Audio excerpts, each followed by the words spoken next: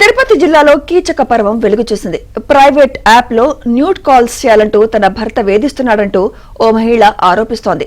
చేయకూడని పనులు చేయించి ఆ తప్పును తనపై మోపుతూ తనను ఇంటి నుంచి వెళ్లగొట్టడమే కాకుండా భౌతికంగా దాడి చేసి గాయపరిచినట్లు తిరుపతి జిల్లా రామచంద్రాపురం మండలానికి చెందిన బాధితురాలు వాపోతోంది.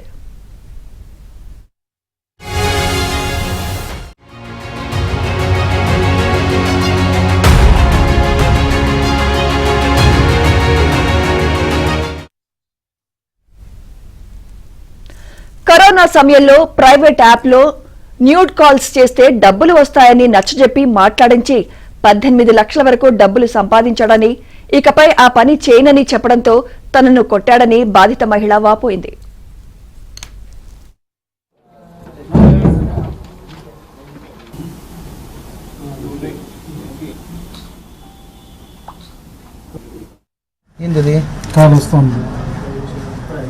ఎంత టైం మెన్స్ యాడుంది